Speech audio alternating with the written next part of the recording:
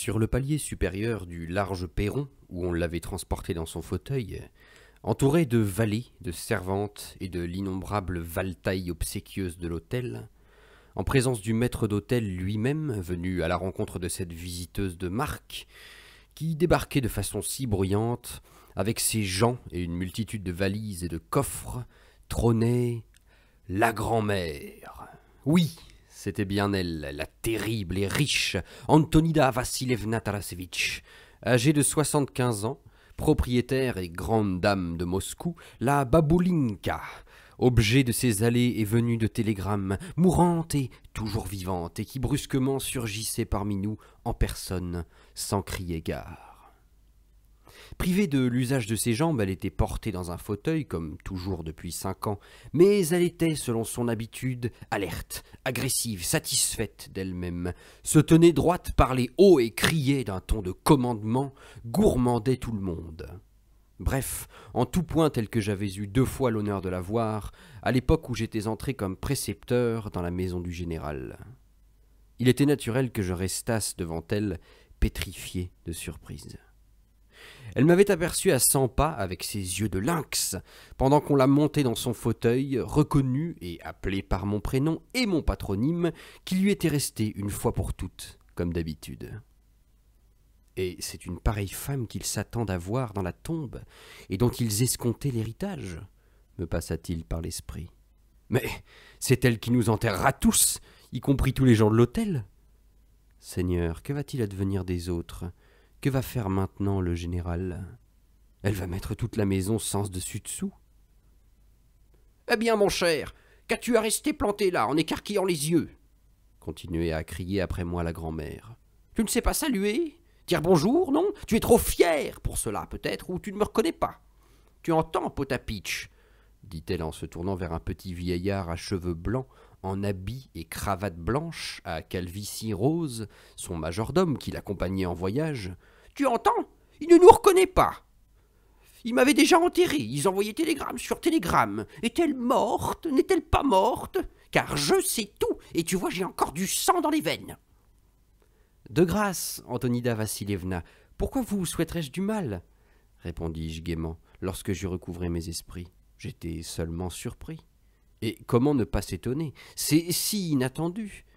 Qu'y a-t-il là qui t'étonne ? Je suis monté en wagon et je suis parti. On y est très à l'aise, il n'y a pas de chaos. Tu es allé te promener ? Oui, j'ai fait un tour au casino. On est bien ici, dit la grand-mère en regardant autour d'elle. Il fait chaud et les arbres sont magnifiques, c'est tout ce que j'aime. Les nôtres sont chez eux, le général ? Oh, il est chez lui. Ils sont tous là à cette heure-ci. Ah, ici aussi, ils remontent leurs montres. Ils font des manières. Ils donnent le ton. Ils ont une voiture, à ce qu'on m'a dit. Les seigneurs russes.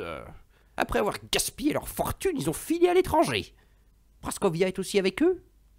Oui, Paulina Alexandrovna est ici aussi. Et le petit français ? Je les verrai tous moi-même.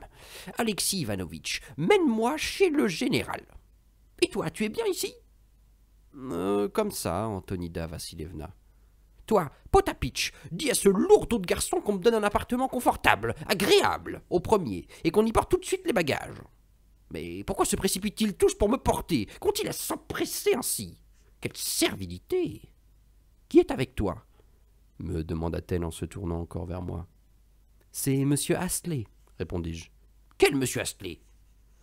Un voyageur, un bon ami à moi. Il connaît aussi le général.